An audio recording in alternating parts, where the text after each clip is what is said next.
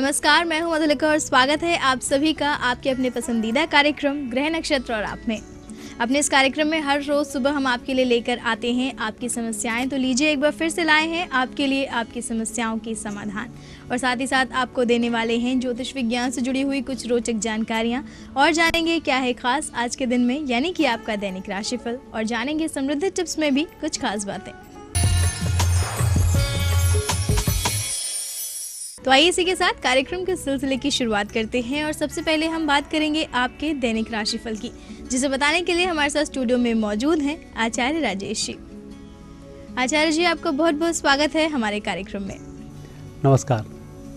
तो आज दिनांक 11 दिसंबर और दिन है गुरुवार का। तो आइए जानते हैं राजेश जी से क्या है खास आज के दिन में आप सभी दर्शकों के लिए।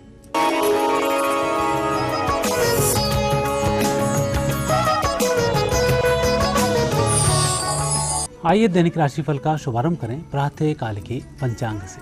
पोष माह कृष्ण पक्ष पंचमी तिथि गुरुवार का आज दिन है।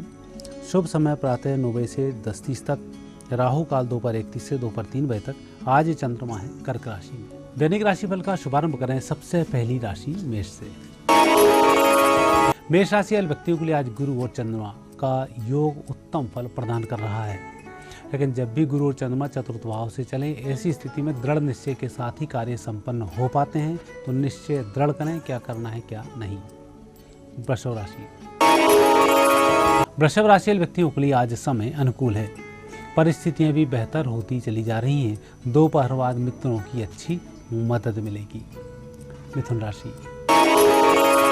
मिथुन राशि वाले व्यक्तियों के लिए आज बुध विशेष फल प्रदान करने वाले हैं। आपकी बुद्धिमत्ता से आप विपरीत परिस्थितियों में भी विजय श्री को प्राप्त होंगे। धन का थोड़ा सा अभाव रह सकता है, उसकी चिंता बिल्कुल नहीं करें।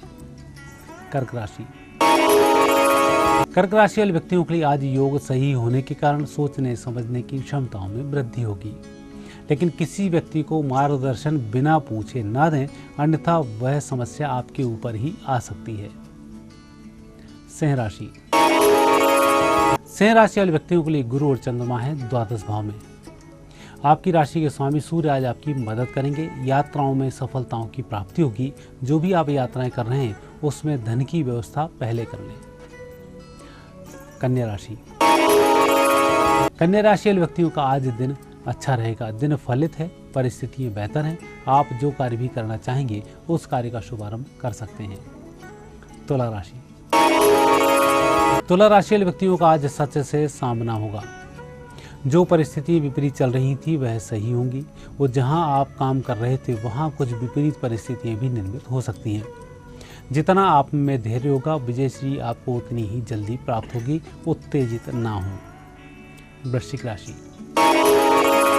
वृश्चिक राशि वाले व्यक्तियों के ग्रह योग अच्छे बनते हैं। आज पूजन पाठ करके घर से बाहर निकलना बेहतर होगा।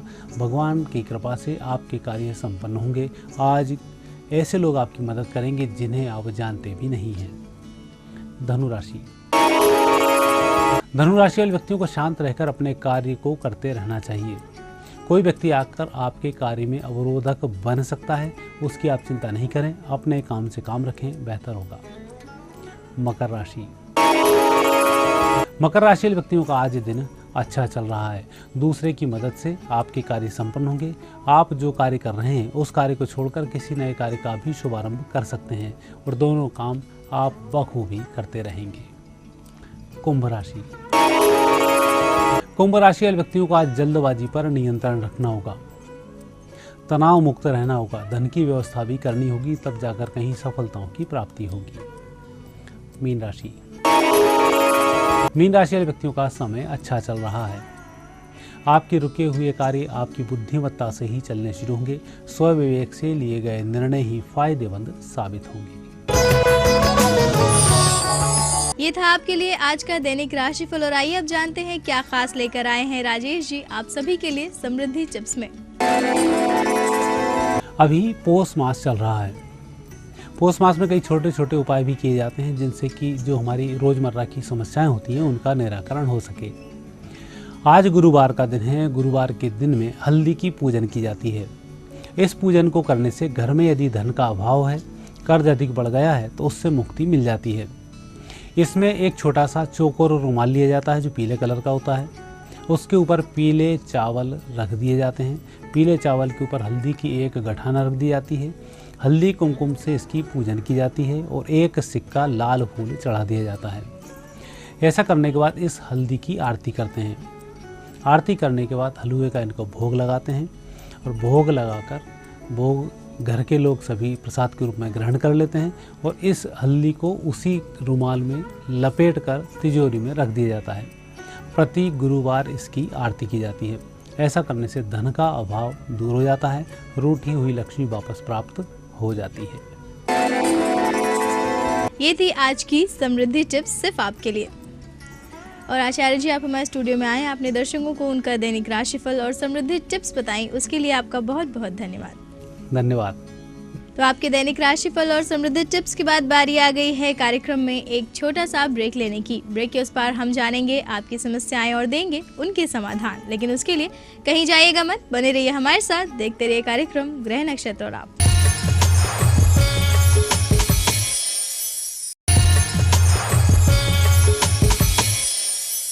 ब्रेक के बाद आप सभी का एक बार फिर से बहुत बहुत स्वागत है हमारे कार्यक्रम ग्रह नक्षत्र और आप में। और अब हम कार्यक्रम के सिलसिले को आगे बढ़ाएंगे और जानेंगे आपकी समस्याओं को। और आज आपकी समस्याओं के समाधान देने के लिए हमारे साथ स्टूडियो में मौजूद हैं प्रख्यात नक्षत्र गतान्वेषी डॉक्टर शंकर चरण त्रिपाठी जी। गुरुजी, आपका बहुत बहुत स्वागत है हमारे कार्यक्रम में। तो गुरुजी, हम बात कर रहे थे ग्रहों की प्रवृत्ति के बारे में, तो आज भी इसी कड़ी में हम बात करना चाहेंगे आपसे बुरे ग्रहों के बारे में। तो आप हमारे दर्शकों को बताइए कि बुरे ग्रह कौन से होते हैं और उनका व्यक्ति के जीवन पर कब तक प्रभाव रहता है। रवि पावक सुरसरी की नाई, यानी सूर्य, मंगल और चंद्रमा, इनको कभी भी अकारकत्व बुरा होने का दोष नहीं लगता। यद्यपि सूर्य और मंगल ये दोनों अपने आप में क्रूएल यानी कठोर ग्रह हैं, मारक भी हैं। सूर्य अपने आप में प्रतिदिन आयु क्षीण कर देता है। मंगल अग्नि शरीर को जला देती है। चंद्रमा निश्चेष्ट होने पर चेतना वृत्ति को विदीर्ण कर देने के कारण व्यक्ति मृत्यु को प्राप्त होता है। यानी तीनों ग्रह जहाँ प्राणाधार मूल स्रोत हैं, अच्छे हैं, वहीं ये बुरे ग्रह में तब्दील हो जाते हैं। जब भरद्वाज का सुनऊ मुनि जाहि विधाता बाम, बाम माने रिवर्स गियर। जब प्लेनेट सीधी रेखा में चल रहा है, अच्छी बात है, सुखद अनुभूति है, अच्छा ग्रह है। लेकिन जैसे ही वो वाम गति यानी उल्टा चलना शुरू कर देता है, तिरछा चलना शुरू कर देता है, तो वही ग्रह जो अच्छा था वो बुरे में तब्दील हो जाता है। और फिर व्यक्ति सोचता है कि ये इसका कालखंड कब तक रहेगा। जिस आग से आप प्रतिदिन लाइट देखते हैं, अपना सारा काम करते हैं, जिस गैस सिलेंडर से अपना सारा काम करते हैं, उसमें जब आग लग जाती है तो लगता है कितना जल्दी ये बंद हो जाए। वो अच्छा ग्रह था जब आप रोटी बना रहे थे, जब आग लग गई तो वो बुरा ग्रह हो गया। क्यों? ग्रह वे सज जल पवन पट पाई कुजोग सुजोगो। सुजोग माने आपने माचिस की तिल्ली सिलेंडर के पास नहीं ले गए या कोई अन्य चीज नहीं किया। और कुजोग माने उसके पास माचिस की तिल्ली ले गए, वहां पर लैंप जला दिया, आग पकड़ ली, विस्फोट हो गया। और वही सुजोग जो अच्छा ग्रह था वो बुरे में तब्दील हो गया।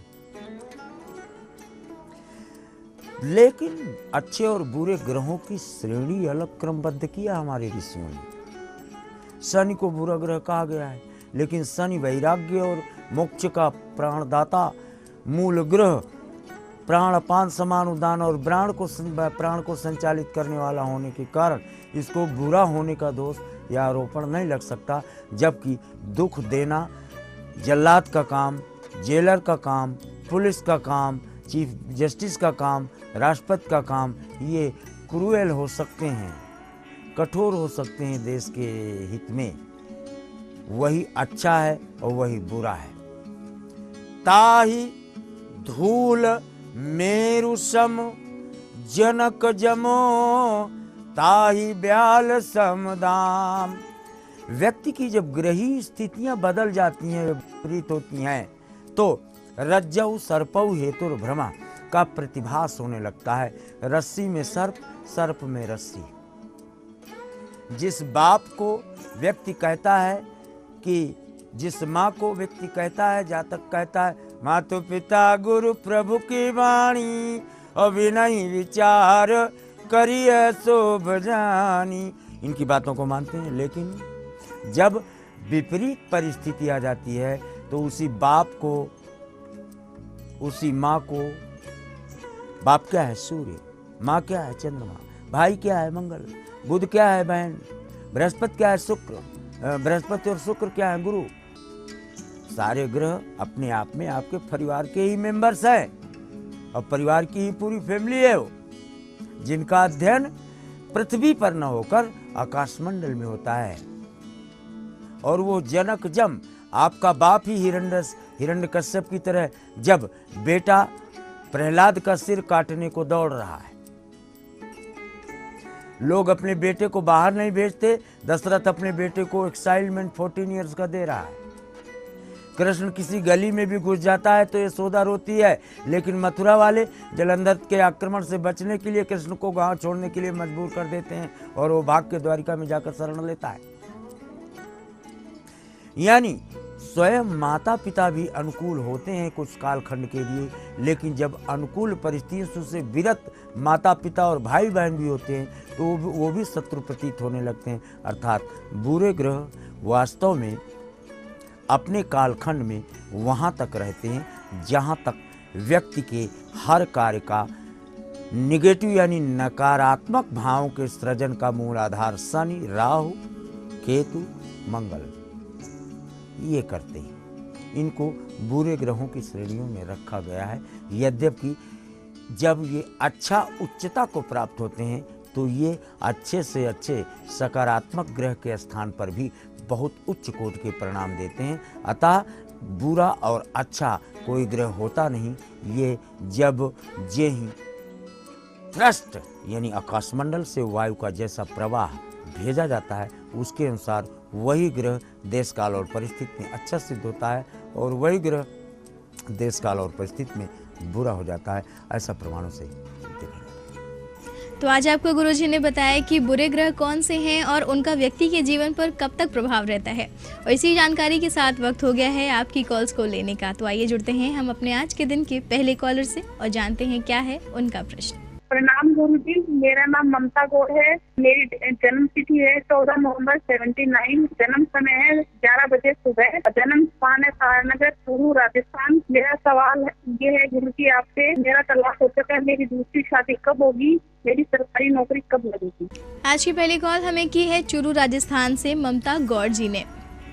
गुरुजी इनका कहना है कि इनकी पहली शादी में तलाक हो चुका है, तो आपसे जानना चाहती हैं कि इनकी दूसरी शादी कब तक होगी और साथ ही जानना चाहती हैं कि इन्हें सरकारी नौकरी कब तक मिलेगी। धनु सिंह पूर्वा फाल्गुनी, placement of Saturn in the 10th house attract the government job. आपको गवर्नमेंट जॉब मिलना बिल्कुल तय है, पहली बात। दूसरी शादी के विषय में हम इसलिए नहीं बताएंगे क्योंकि आपने तलाक के पहले ही दूसरी शादी का आधार बना रखा है और उसी के साथ विवाह का क्रमांक देखा जाता है। तो ममता गौड़ जी, जैसा कि गुरुजी बता रहे हैं, आप अपने प्रयास जारी रखिए, आपको सरकारी नौकरी शीघ्र ही मिलेगी। हमारी शुभकामनाएं आपके साथ हैं। और आइए हम आगे बढ़ते हैं और जुड़ते हैं अपने अगले कॉलर से और जानते हैं क्या है उनका प्रश्न। मैं अजय कुमार राठौर बोल रहा हूँ, गुना मध्य प्रदेश से। मेरी जन्म तारीख है 30 अगस्त 1978। मेरा जन्म का समय है दोपहर के 1 बजे। गुरुजी, मैं आपसे यह जानना चाहता हूँ कि मुझे क्रोध बहुत ज्यादा आता है, कृपया मेरा क्रोध शांत हो जाए, ऐसा कोई मुझे उपाय बताएं। गुना मध्य प्रदेश से हमें कॉल कर रहे हैं अजय कुमार राठौर जी। गुरुजी इनका कहना है कि इन्हें क्रोध बहुत आता है, तो ऐसे में ये आपसे अपने क्रोध को शांत करने के लिए ज्योतिषीय उपाय जानना चाहते हैं। कर्क, पानी में आंख। लेकिन क्रोध को शांत करने का एक ही मार्ग है। क्या क्रोध का इंग्रेडिएंट क्या है? क्रोधस्य पारुष्य वचनम च। क्रोध आएगा तो मुंह से केवल कठोर वचन, अमर्यादित शब्दों का प्रयोग होगा, चाहे जितना बड़ा बलवान हो। क्रोध आया, अमर्यादित शब्द निकलना है, क्योंकि क्रोध को मंगल कहा गया है और मंगल का एजेंट केतु है। जीव को केतु कहा गया है। आपने सोचोगे कुछ, जीव वहां से सप्लाई करना शुरू कर देगी। पिटेगा सिर, और जीभ अपना अंदर सुरक्षित रहेगी। जीभ का ही उपाय करना है, जीभ का ही उपाय करना। और जीभ कहाँ है बताओ? क्या शरीर में एक ही जीभ है? नहीं, जिह्वा 7 होती हैं। और आपको ये रहस्य बता दें कि हर दिन के अनुसार जीभ भी बदलती है। सोमवार का जीभ रंग सफ़ेदी लिए होता है, मंगलवार को जीभ का रंग लालिमा लिए होता है, बुध को चाहे जितना प्रयास कर दो हरियाली दिखेगी जीभ में। स्वयं सिद्ध करके या शीशे में देख लेना। कौन सी जीभ का इस्तेमाल आपको करना है? आपको क्रोध केवल रविवार और मंगलवार तथा शनिवार को आपको बाप का भी कत्ल कर देने की सोचोगे। इन 3 दिनों में अपने हाथों की मुट्ठियां बंद रखा करो, फिर क्रोध में है। तो अजय कुमार जी, गुरुजी ने आपको जो दिन बताए हैं उन दिनों में आप अपने क्रोध पर थोड़ा सा नियंत्रण रखें, आपकी समस्या ज़रूर दूर होगी। और आइए हम आगे बढ़ते हैं और जुड़ते हैं अपने अगले कॉलर से, लेकिन यहाँ रुक रहे हैं एक और छोटे से ब्रेक के लिए। ब्रेक के उस पार भी जारी रखेंगे आपकी कॉल्स के सिलसिले को। तब तक के लिए कहीं जाइएगा मत, बने रहिए हमारे साथ, देखते रहिए कार्यक्रम ग्रह नक्षत्र और आप।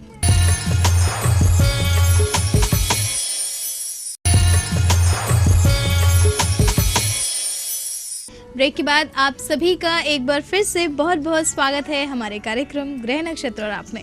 और आइए आगे बढ़ाते हैं आपकी कॉल्स के सिलसिले को और जुड़ते हैं हम अपने अगले कॉलर से और जानते हैं उनसे कि क्या है उनका प्रश्न। प्रणाम गुरुजी, मैं प्रदीप बोल रहा हूँ मुंबई से। मैं अपनी बेटी के विषय में बात करना चाह रहा था। उनकी डेट ऑफ बर्थ है 4 अप्रैल 1987, सुबह 8:33 मुंबई में जन्म हुआ है। उनकी शादी को लेके काफी चिंतित हैं और काफी विलम्ब हो चुका है, तो कृपया जरा हमें सही मार्गदर्शन दीजिएगा कि कहाँ और कब होने का। बहुत बहुत शुक्रिया जी। मुंबई महाराष्ट्र से हमें कॉल किया है प्रदीप जी ने। गुरुजी अपनी बेटी के विवाह को लेकर आपसे प्रश्न कर रहे हैं। इनका कहना है कि इनकी बेटी के विवाह में काफी विलम्ब हो गया है, तो आप बताएं कि विवाह कब तक होने का योग है। मेष वृष मृगशिरा भाई जी, अपनी रसोई घुसो।